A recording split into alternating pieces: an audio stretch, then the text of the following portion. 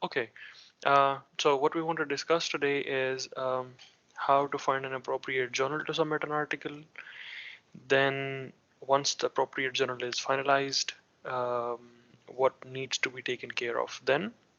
So we already understand that, okay, we will have a certain document ready for submission, but then what we need to take care of, and then documents required to submit an article to the journal.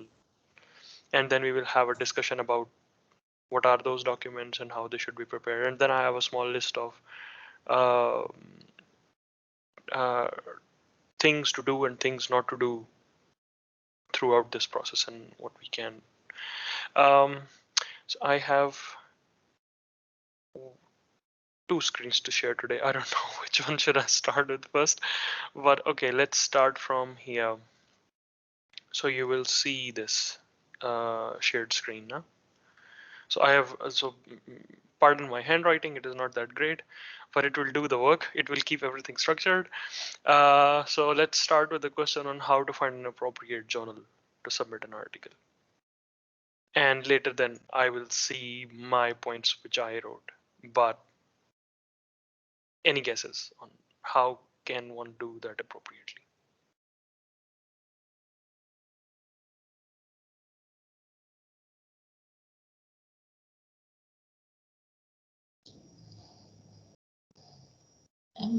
I was thinking always about the journal I wrote the articles, or the most. Mm-hmm.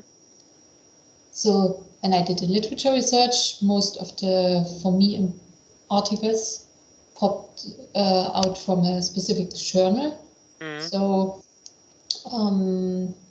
yeah, that was why I considered the one journal, and it covers the topic, in my case, electrical steels, and it's journal for magnetic materials, and this fits quite well. So, but I came up with the idea to publish in this journal because a lot of, for me, relevant articles were published in this journal.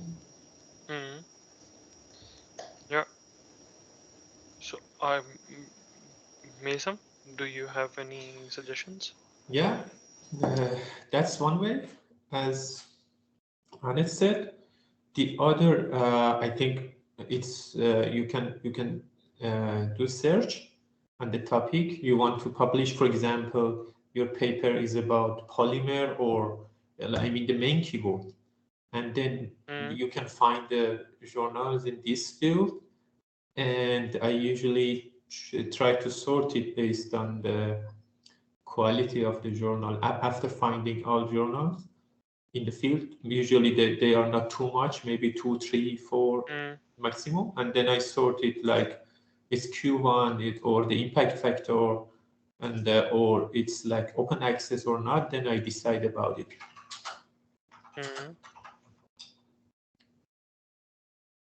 Yeah. Interesting. So these are, I will say that these are the very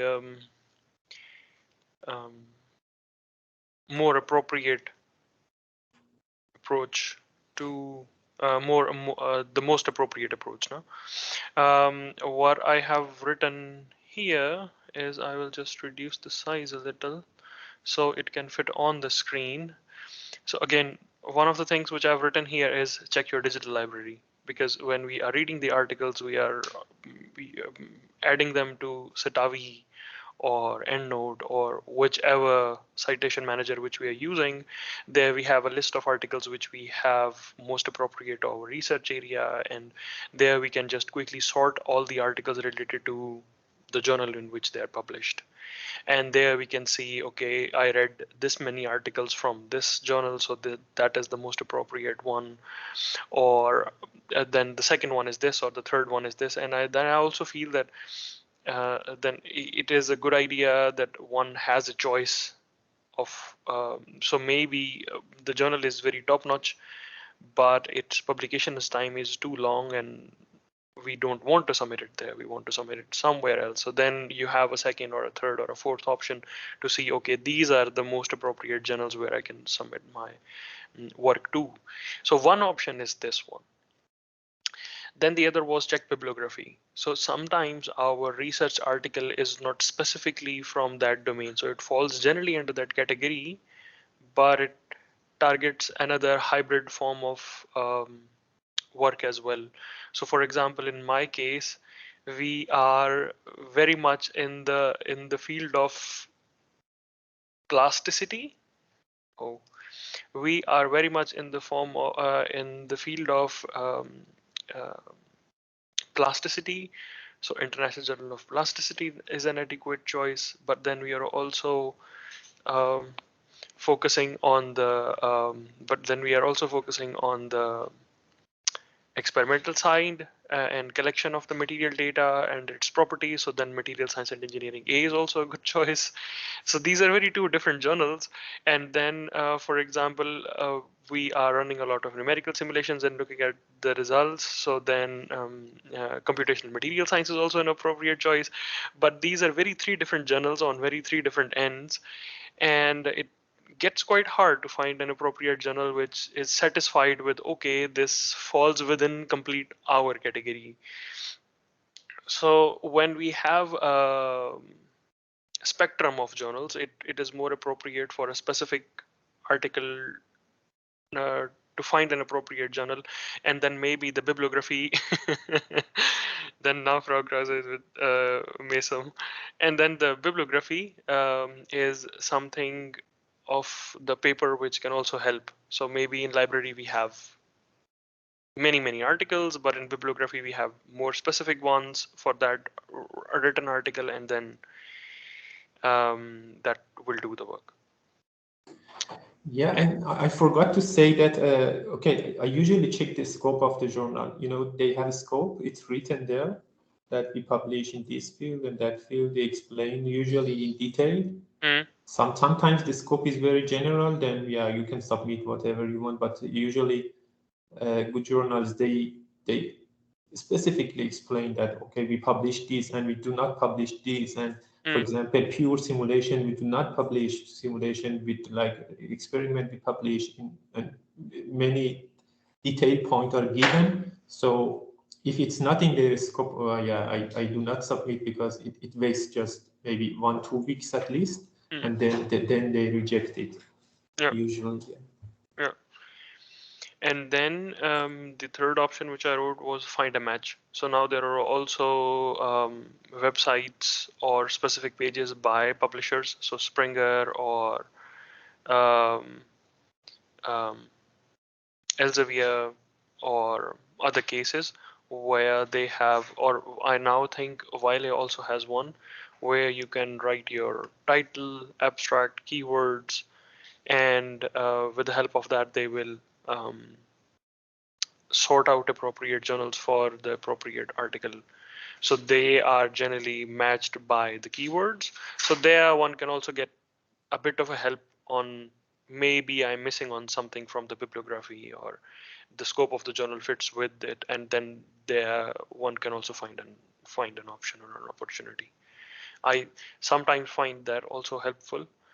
Um, and then there is also an option is to ask colleagues or supervisors, because usually a professor or a specific institute is more inclined towards a specific subject, where the editor or the reviewers are more inclined towards accepting those articles in that area. And maybe we don't know, but the other people know it. And if we discuss it with our specific group supervisor or colleagues, maybe they suggest something instead of trying to do completely own research, trying to indicate a journal, and professor says, oh, we do not submit our articles there because we have an issue there with this or that.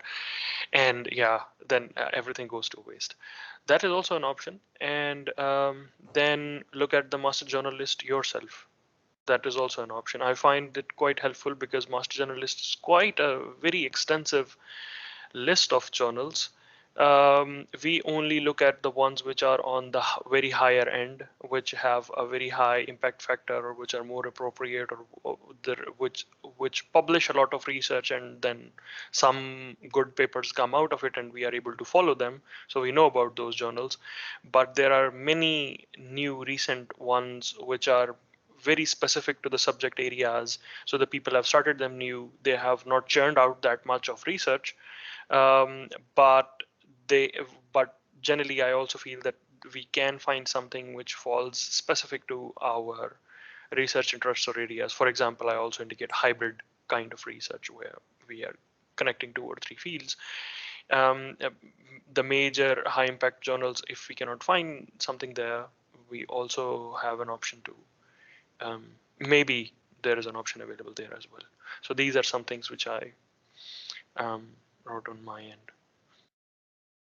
But I think it is finding a very appropriate journal or making a list of 2, 3 appropriate journals is a collective effort. So it cannot be done with only one thing. It is a combination of several um, um, choices and several activities, and then the most appropriate one can be selected and moved on with.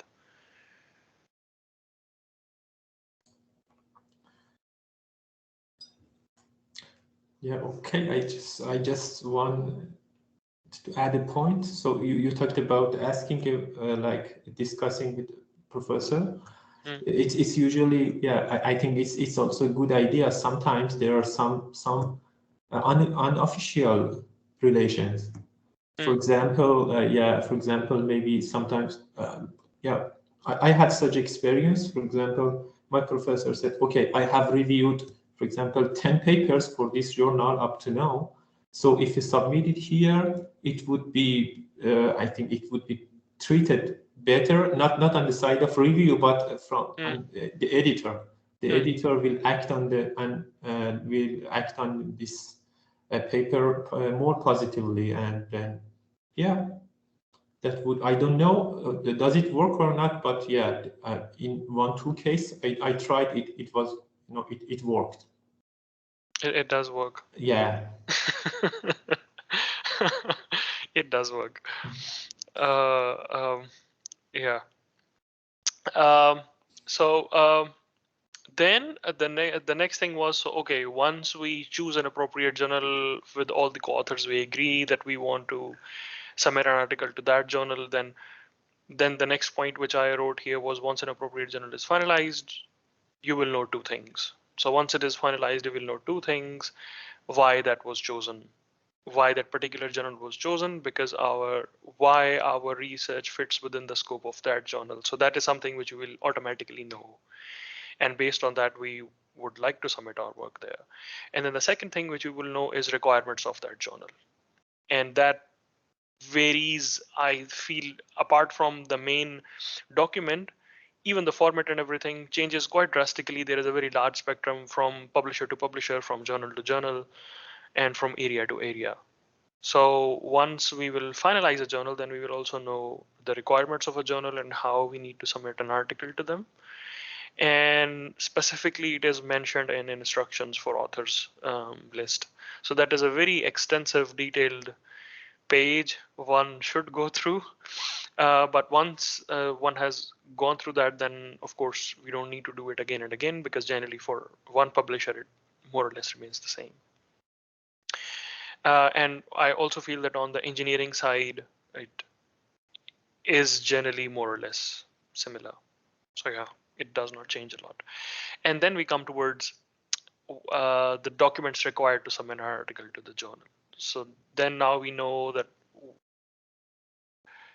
which journal we will submit to and what are its requirements. Now we can make a more specific list of which documents are required. And that's a list here. So oh, I will make it, I will try to make it more smaller so we can see it here. Yeah. So I will start with the manuscript with all necessary sections.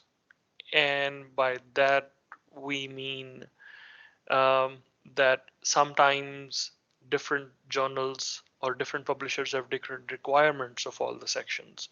Sometimes they say that results and discussions can be combined, for example, in one section. Sometimes they say that discussions should be a separate section, so it will be encouraged.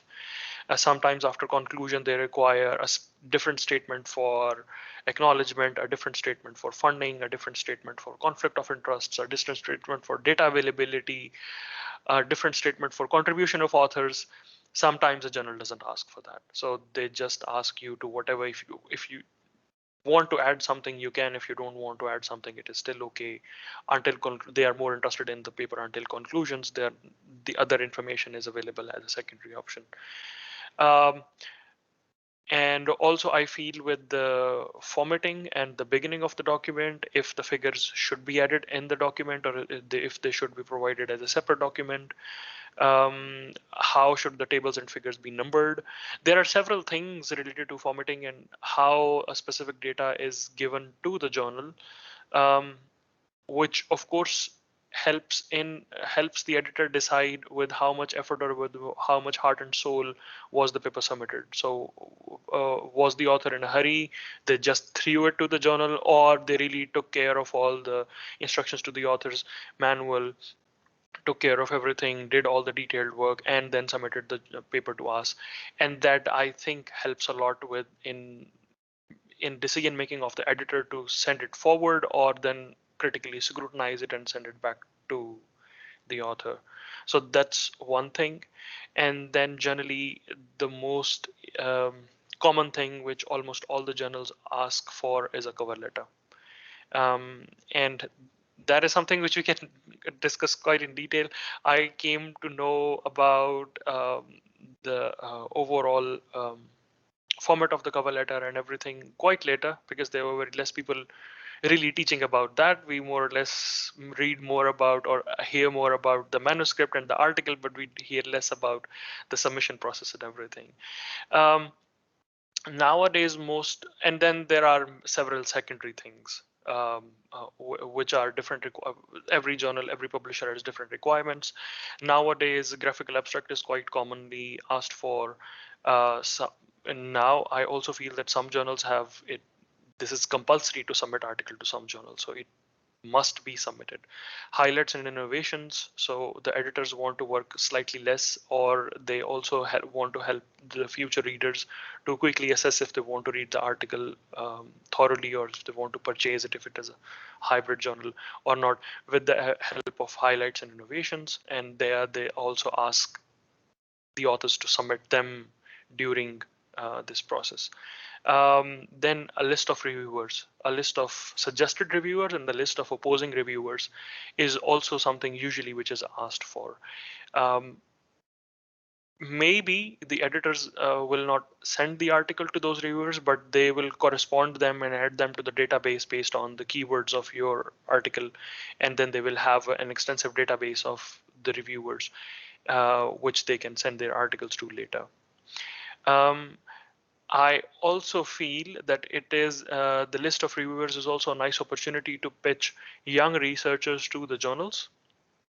Where, for example, if I know someone who has recently finished a PhD or is doing some great research, um, and is not and does not have a direct conflict of interest with the article which I'm submitting, should be suggested in the 3 or 5 reviewers. At least should be the one person who should be or is preferably suggested as a potential reviewer, because then they will get in a slight limelight and will be able to review articles for the journal and grow their profile. Otherwise nobody will know about them, and uh, it will take longer for them to come in the limelight and so on. And then there are several points about statement of originality. It's just a formal statement on the work was original, it was not submitted somewhere else in any other language or anything, and all the authors agreed to submit it. And then the author contributions on what all the co-authors contributed to while the article was being written. Uh, Sometimes the journals ask for these kind of statements separately, but if they have not asked for that, then it is suggested that these are also added in the cover letter, because they should be clarified in the beginning on what were the contribution of each co-author and everything. So if they are submitted separately, then the cover letter becomes relatively shorter. If they are not, then they should be included in the cover letter. That's a point. And then one thing which I always forget is taking care of how many words an abstract should be, because it varies from journal to journal. Uh, with the same publisher, there are different requirements. So the abstract should not be more than 200 words, or the abstract should not be more than 300 words. Then all this data, and also something important, if there are co-authors who are from different institutes or different countries, to collect their email addresses and their specific addresses well in advance, because I feel that we usually do not mention them in the article, but as soon as we want to submit it, it requires an extensive detail of what are their addresses, what are their salutations, and their first name, their middle name, their last names.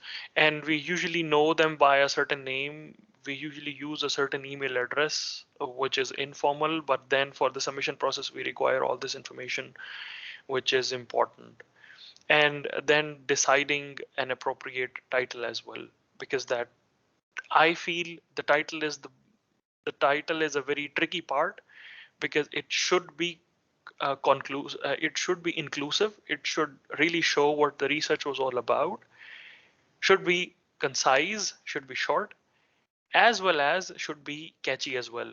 So it should not be very long and boring. So a person tries to read it 3 times to understand what was the work which was actually done. And it is also something which catches the eye of the editor, of the reviewers, and makes the process of article publication easier, as well as it, in the future, if the article is published, it catches the eyes of the readers and makes the article more um, makes the article more um, how do I say it, um, readable, I would say. So yeah, then generally this is the list of documents which I think should be prepared, but it requires information from this previous section of what is the journal we are trying to submit the article to. So that was important to take care of first, and then this comes in. And yeah, we can now discuss on it and add more things to it.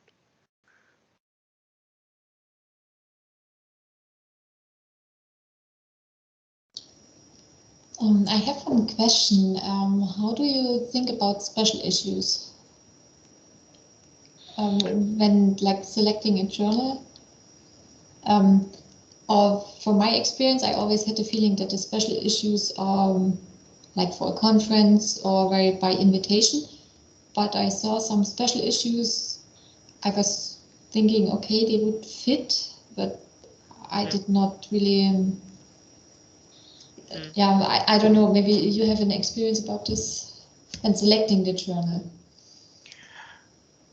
Um, so for the journal, for the general journals with bigger, I'm not talking about MDPI. I'm talking about Elsevier and Springer and Wiley. Generally, the special issues there are not very direct. So they will just write a special issue related to this, and maybe the special issue is not open for public. So it is for restricted community or by invitation only. And then again, it would waste time if we just submit an article there.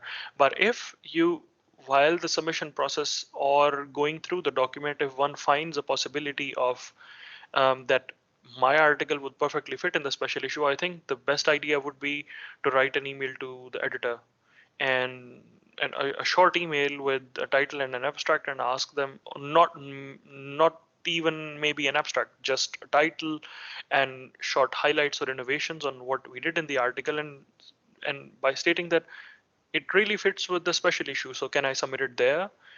And if they say yes, then this should be clearly mentioned in the cover letter.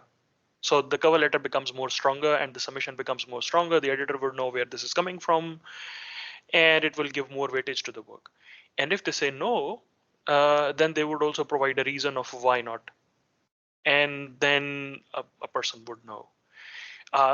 Because generally I feel that the special issues are for the specific um, journals from Elsevier and Springer or other high impact journals are usually invitation based, or for a smaller community with maybe some conference and some invitations and from specific institutes or for a certain project, we can see the option there, but they're not really open for public because they have limited slots, they have their own quota, they have their own specific associate editor and they want to fill this place. But maybe they have an extra space, they have some possibility of publishing another article or two, and if we write them, then they might accept that as well.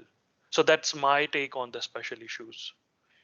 But yeah, I also do not have much experience, but I do have experience about asking the editors in advance on,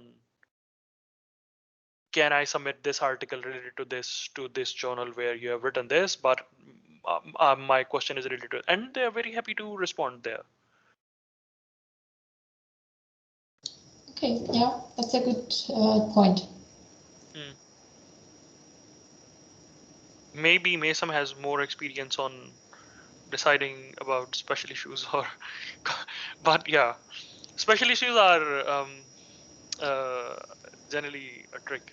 Yeah, Generally, when we are selecting our, but because we are selecting a journal based on the journal category of what the journal generally accepts, we mm, always tend to choose a normal research paper instead of a special yeah, issue. I came across this topic because we recently had a special issue from our research group, Mm, and it was in materials.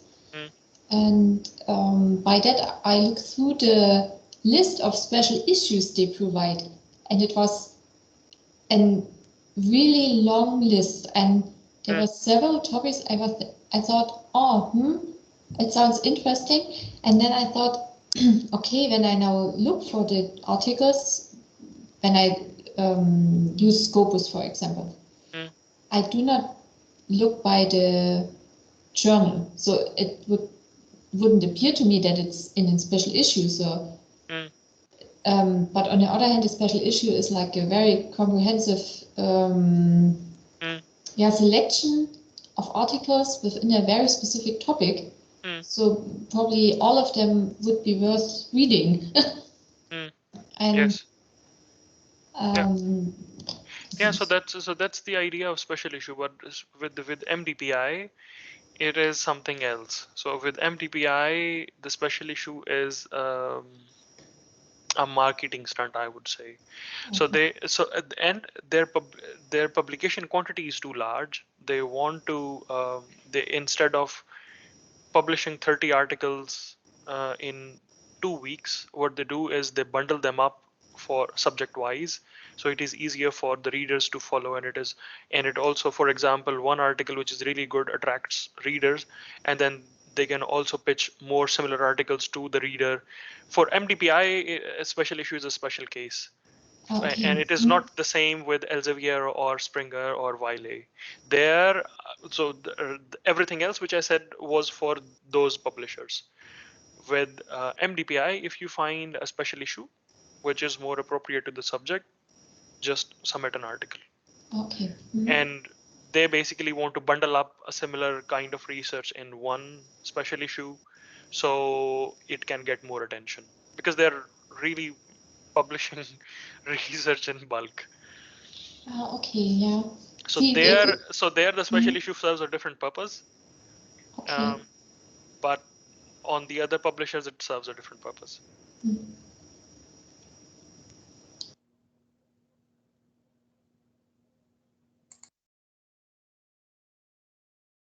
Hmm. Um, and yeah, so generally this was from my side, and then what I would like to share is a cover letter.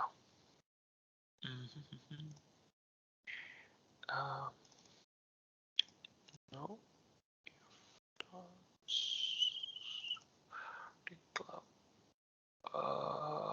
a sample cover letter. So this might not be perfect, but this is something which we recently um, wrote, and it is quite inclusive, I would say. Um, for for the cover letters, what the scheme of writing a cover letter is make things easier for the editor to decide. So the main theme of the cover letter is, instead of the editor trying to find all the relevant information for making a decision from the submitted documents or reading half of the article, instead of the editor going through that hustle, just show him or her everything in the cover letter so it is easier for them to make a decision on how they proceed. And the quality of the cover letter, the language in the cover letter used, the amount of information in the cover letter really affects the decision of the editor. Before we were really I was really writing nice cover letters, I received a lot of rejections or resubmissions or things like this. But once you get the art of pitching your research actively and more appropriately to the editor, it becomes more the article very seamlessly in relatively less time quickly goes into the review process and does not take long on the editor's desk. That is what I have experienced and felt. So now, after a lot of iterations and practice, what we generally do is we start with the stamp of the institute rather than starting from a pitch black document that assists, and all this information that also assists in helping the editor where the document or the article is coming from. Then date is optional, but what we do here is now we direct, instead of writing dear editor, we direct the article to the most appropriate person or editor in chief, who is the competent authority to make a decision on it. Or if we have already discussed it with someone, maybe we wrote an email, if I can submit this article to this journal, and we received a reply, and in the reply we know who responded to this, and then we are directing this cover letter to that person. So I discussed the case with you and you agreed that we can submit this article, so now I am submitting this article. And then generally we want to tell the editor a little bit about the article, so what it is about, and then we want to specifically tell the editor about why we selected this journal, what are the qualities of this work which we have done, and why we think it is very appropriate for you to publish it in your journal. So that is the most important crux of the whole cover letter and the theme. Um, and for example, generally we start with the title of the article, if it was submitted to any journal before, or it was submitted to the same journal with a different number, or was it reviewed or not, or anything like this, we all mention it here. And after that, we specifically mention why this article is more appropriate to be published for in this journal or in this special issue or in this category. And then there are different methods to it. So if you have already published your work and it is the next work, then you already suggest that we published this work last year, now this work is in continuation of the previous work, and so on and so on. Or if you are following a specific work of a specific author from another institute, from another country, and you say that they published that work, now we used that methodology or that model, we added up to it, and now this is the more recent advanced version, and now we want you to publish it because that author was um, that article was accepted well with the research community, this as well will be accepted by the research community. And then you also talk about, I would say that you also talk about a little bit about your upcoming research. So what are the discrepancies here? Not really in the form of discrepancy. So what are the shortcomings? But uh, we will continue to work on this, or another project which is coming in that we will work on this. So they know that it is not a dead end research. They will continue working on this research. Other researchers will continue following this work. And maybe in the future, this will be a pioneering work for their very huge project. And a lot of people will cite it. And um, our journal will get a, a, a chunk of a benefit from that as well. So that is also, I think, important to mention in the cover letter, to quickly also tell that this is not a dead end research. We are not just finished here. We will continue working a bit more as well. Um, and then, for example, here we have mentioned about the contributions of the authors, and also mentioned the statement of originality here, because um, we were not submitting these separately, but um, um, if they are submitted separately, then they need not to be mentioned here. Also, if there are any conflicts, or if there are any problems or issues or challenges, or if it was reviewed badly before, or if there were any issues related with before, they can also be mentioned and communicated to the editor using a cover letter. So instead of hiding them or trying to fix them, it is a very good place as well.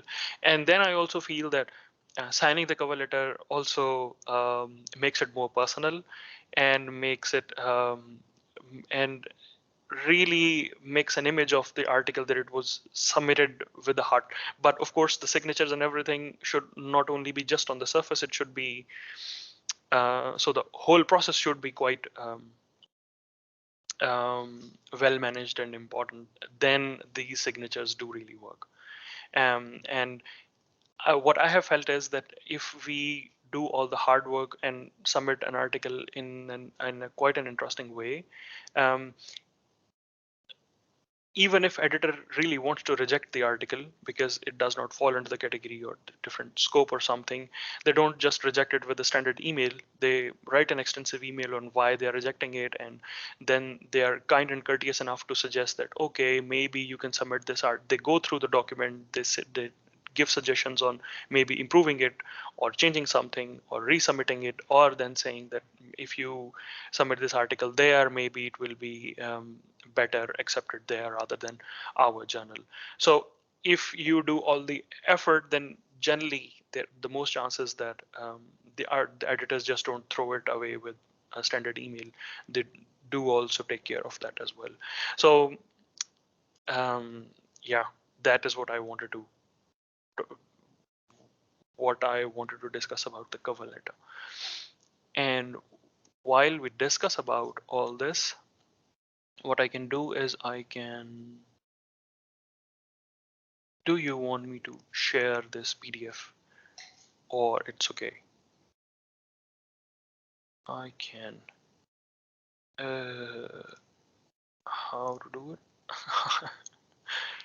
I am in the chat, but I cannot find a stream. No format. No. Maybe if I just throw it here, it works. No,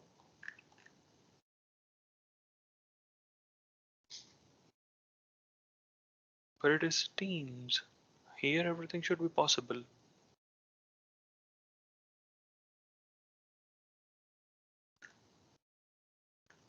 It is chat. Hmm.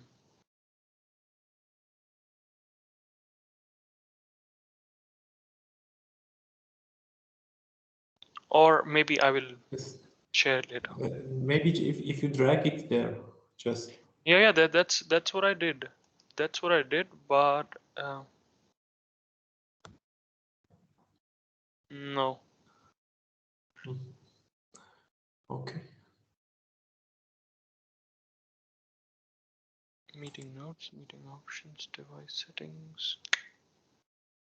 Nowhere to. If I'm opening up a chat.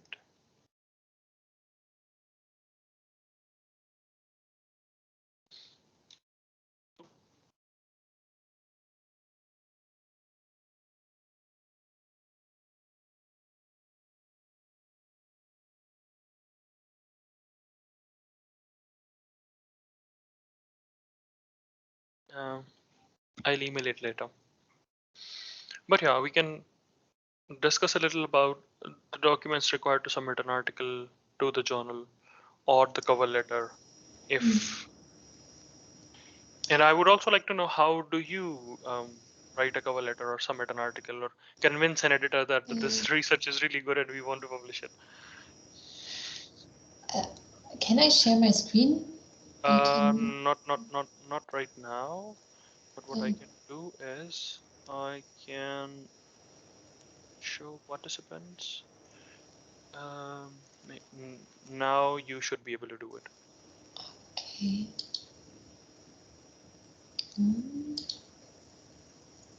I don't know. Do you see it? Yeah. Yeah. Okay.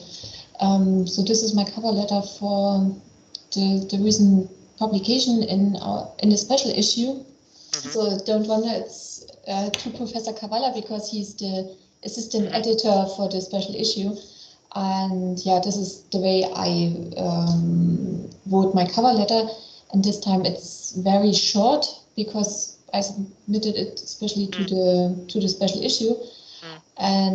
But as you see, I used also the layout of our institute for the submission, and like with the cover letters for submission, then the title where I submitted it, then to the editor, and a very brief description.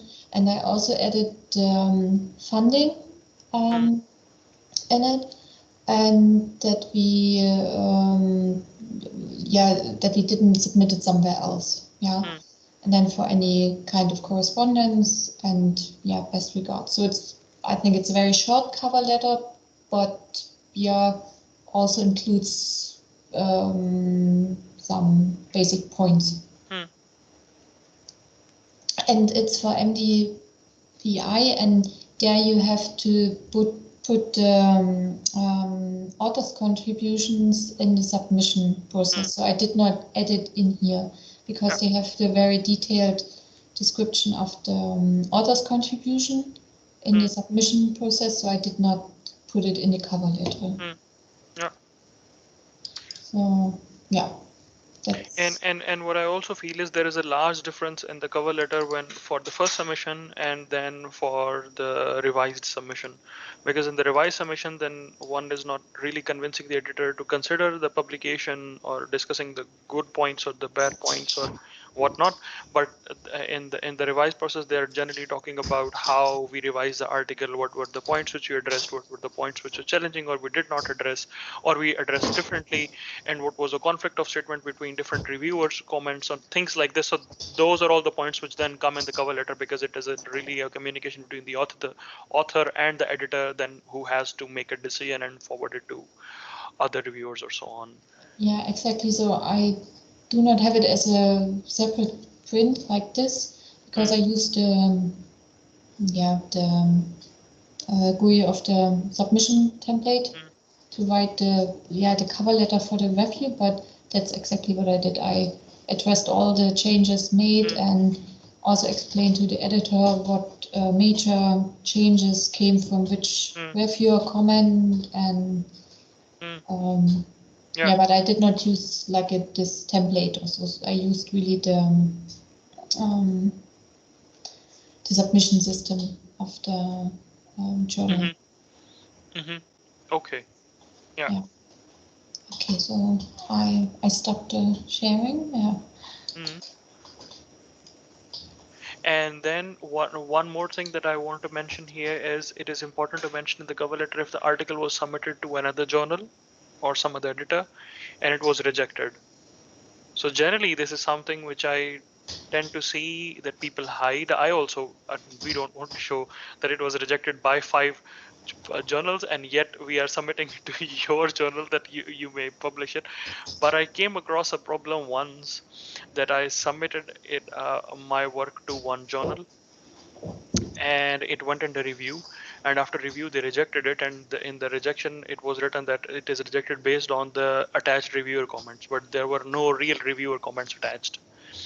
And what happened was within a day I wrote an email to the editor that I could not find any reviewer comments attached anywhere, not on the portal, not with the email. Can you send them to me?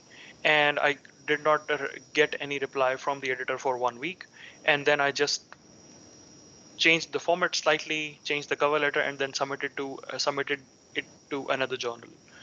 And the editor from that journal also sent it under review.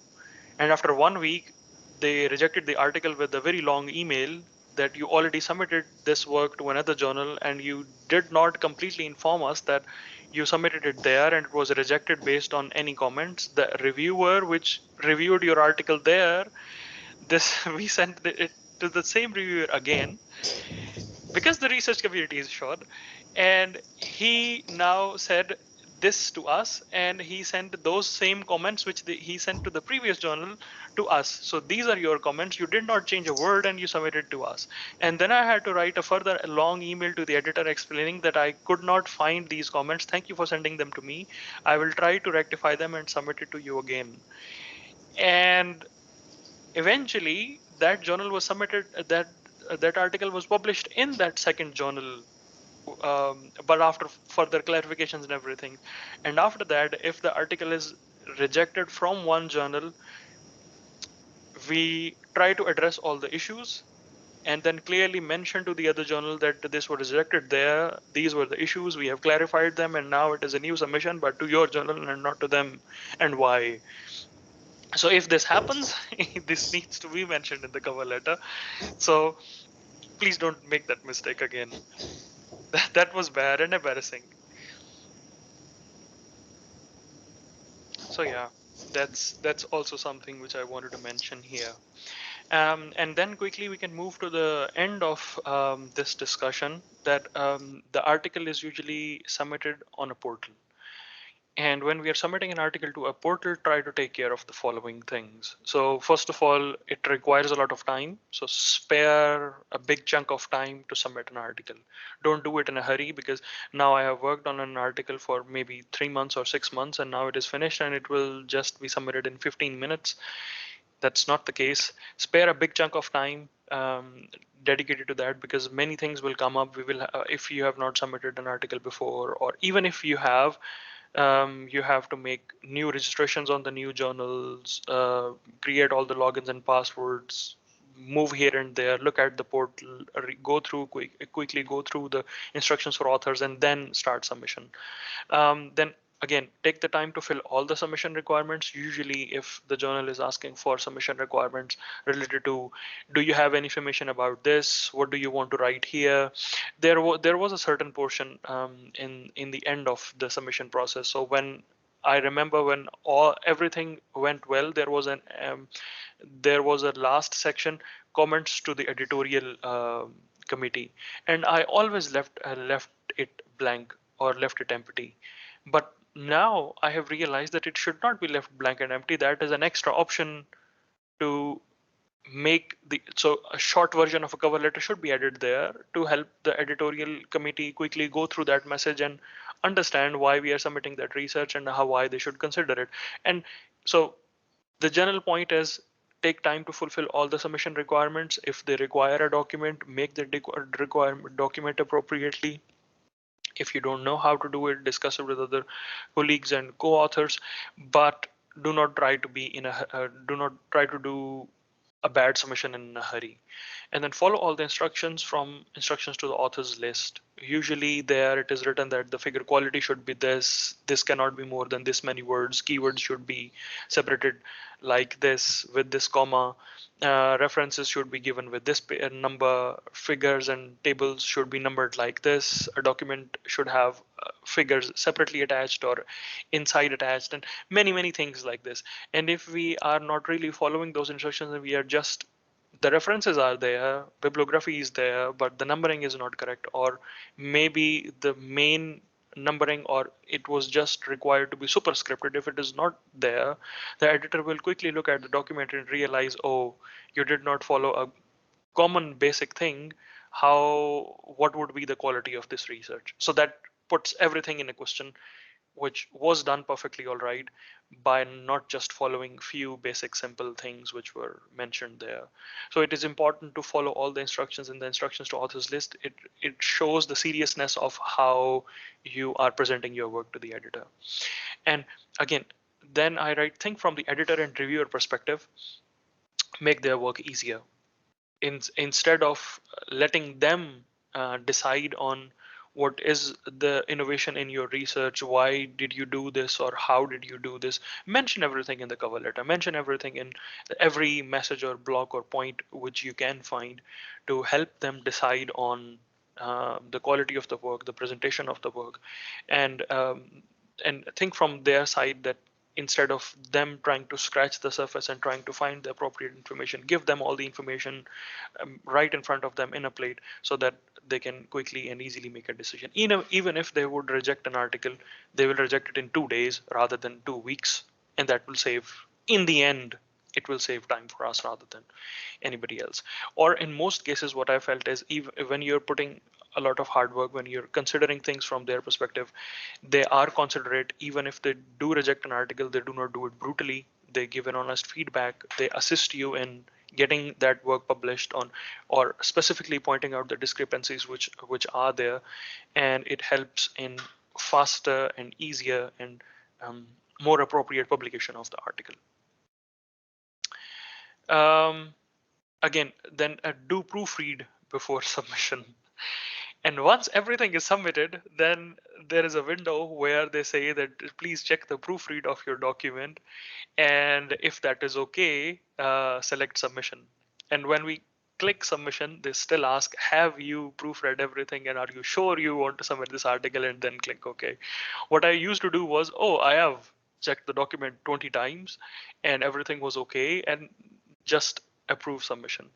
And the issue with that is usually something is lost in translation. Maybe the equations did not interpret appropriately. Maybe the page break which we gave left a complete page blank in the middle of the PDF. So it is not precisely what was shown in Word or LaTeX that is precisely uploaded there, but slightly differently. So looking at the document, just proofreading, all the figures are in the right position, all the symbols are correctly interpreted, and everything really helps with making sure that the article is published in the best presentable form. And then there are a few suggestions about after submission. So be patient after submission. Usually we start to panic. Oh, that article was published 2 weeks later. Why they are not responding? Why it is still with editor? Why it is under review for the last 3 weeks or 3 months? And why nothing is happening? I would say then just trust the system. That if they are not rejecting it, they are working on it. And if you will continuously follow the article status, I have found it quite interesting. So um, now when I continuously follow the submitted articles status, what I see is if an article is under review for 3 months, it is not continuously under review for 3 months. So usually maybe it was under review for 3 weeks. Then for one day it is awaiting editor decision, and then again it is under review for some other time. So maybe the reviews which editor received were not appropriate or were not enough, and they sent it back to different reviewers. Or maybe a reviewer did not respond, they accepted that they will review the article but they did not respond and they have not. So generally if we do not follow the continuously the status of the article, we miss out on several status changes, and we think that it was on the editor's desk 3 weeks ago, it is still on the editor desk 3 months ago, but we do not realize it went through a complete circle and here it is. And then the second last thing would be communicated with the editor openly if there is any issue or the article is rejected. Sometimes the reviewers are not really in the good mood. Sometimes they really give bad reviews. Sometimes the reviews are absurd. Sometimes the editor does not understand your research and is just rejecting it based on some superstitious projection or anything. If you find that the reviews or the editor's comments are not appropriate, just reply to that email. That is also something which I could not comprehend, that an editor of a journal would respond if I say that, oh, you were not right, or the reviewer was not right, or the system was not correct. But if you make your case nicely, if you say the things in an appropriate way, they do consider them, they do respond to them, and they clarify certain issues, and we grow as researchers with it. Because sometimes we are on this side of the table and sometimes we are on the other side of the table, and there you also would not want anyone to be non-considerate or do not respect your decision. But if they challenge it, uh, let's challenge it nicely, and yeah, they do respond. So the point was communicate with the editor openly if there are any issues or the article is rejected. And the last thing is be confident about your work. You did it. You should be confident that the work was nice. There was a research gap. I did it nicely, even if the editor could not understand it, even if the reviewers could not understand it, even if they did. So my work was not wrong, but they did not understand it. So let's try to pitch it in a different way, try to modify a few things, try to add or remove a few things, make it more clear, make it more transparent, and try again. And persistence in publication is the key, I think. That's what I would say.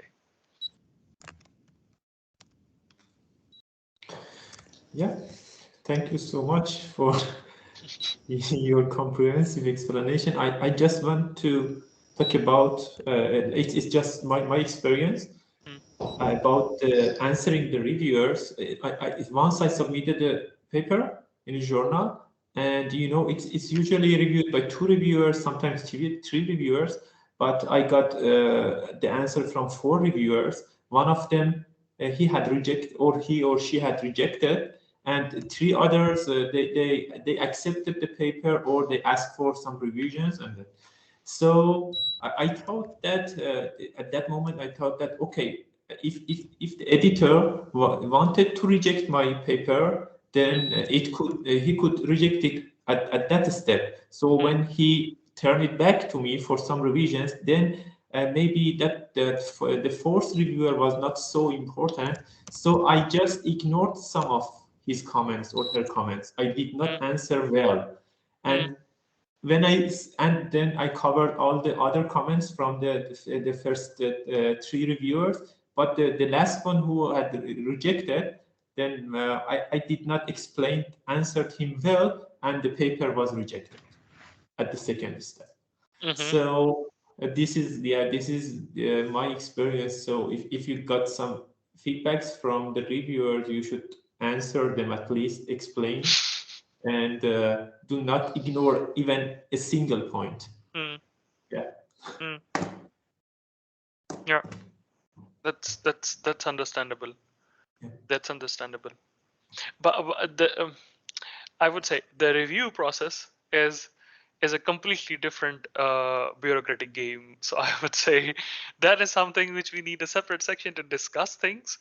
Um, um, but yeah. So how to respond to the reviewer comments and so that was something which I struggled with quite some time, and that was the first course which I took on Elsevier Research Academy. So how to respond to the reviewer comments, and there the data was quite comprehensive and it helped me quite a lot with okay, there can be conflicting comments. So one reviewer is saying add another figure like this, and the other reviewer is saying completely remove this section from here. So how do you address these kind of issues and these kind of things? And then some reviewers are not really very considerate or are not very polite, and they're not really saying the nice or the clear words, or they're just saying change this, do that, and they're not really explaining what needs to be changed and how and things like this. So what should one do in that case, and how you should address those points, and how you should explain that to the editor, and many things like this. So that is a very different section about responding to the reviewer comments and then revising the article. But yeah, um, so this is something which I wanted to cover today thoroughly on, from how to find an appropriate journal to eventually the documents required, what is included in those documents quickly, and then some more points which I could not find were fitting anywhere else. So yeah, then I tried to address them separately in the end. So yeah, if we want to discuss on it, or if that is okay. And Yes, so from my side, I can really emphasize take time. yes, So yes, Okay. this is really the most important, that it takes time to submit a paper. yes. We do not realize that. We think it Oh, will take 15 minutes, but it no. takes at least a day, at least a day. But if a document is missing or needs to be prepared or added, then it takes more than a day. Yeah. And then usually now I also take one complete day to just look at the proofread of the PDF to make sure everything is okay, to read once again, because that is something which will go in front of the editor and they will look through the document, and it should, maybe the formatting is missing or the page sizes are different in throughout the different documents. So just changing that little bit to make sure everything is nice and tidy. Mason, you wanted to say something? No. Yeah. Okay. Then I think we should stop here. It is already almost more than an hour. Just to quickly discuss just to quickly talk about what do we want to discuss next in the next meeting. Yeah, maybe we should go or talk about how to reply to the review. And I mean, it would come next in the submission process. And, Mm, okay. Okay. Yeah. Great. Good idea. yeah, I do not really know how to do it because it's very specific to the. Mm, Or maybe uh, I can show you the next time how the reviews mm, or the comments were.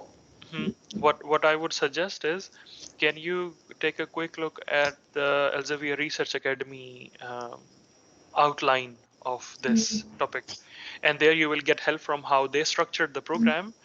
And of course that is very general, so that is for everything, but then we can specify it to our scientific community and category, and there we can take your case study as an example rather than any of the natural sciences or anything.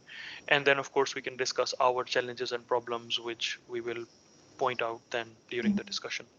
Or maybe Nisam and Pesa, you had a lot of reviews. Maybe you can, or maybe Yeah, you have like a yeah, highlight, or yeah, of course, like of one course, comment what was really tricky. Maybe we can yeah, of like course. pick out little samples. Yeah, yes, of course. But I would suggest that you can make an outline or a structure, so we stay according to the plan. We do not Okay, go detour, go somewhere else. So we okay, cover all the main points. So that is what I suggested Elsevier Research Academy, because I know the core. I remember the course was quite comprehensive. So we cover all the points. We do not miss anything, and then within that we will um, discuss all the cases and points and interesting things. Yeah. And Faisal, please send that PDF, the cover Mm, letter, by email, because yeah, I found it very like comprehensive, and I yeah, think yeah I yeah, can okay. But use it in this, future. I always, whenever I write a new cover letter, I think this is the best one. But it is, but it varies from journal to journal, case to case. Um, but this was the recent one, so yeah, Yeah, I will yeah, share it. yeah. You're right. Still, yeah. For myself, yeah. When I write something, I say it's okay. But now, yeah, I found some points in your cover letter that Mm, I did not notice it mm, before. So yeah, why not? yeah, okay, okay. I will share that. Okay, thank you. Okay, yeah. Thank you, everyone. Yeah, yeah. Good. Yeah, Yeah, good afternoon yeah. and bye. See you. Bye.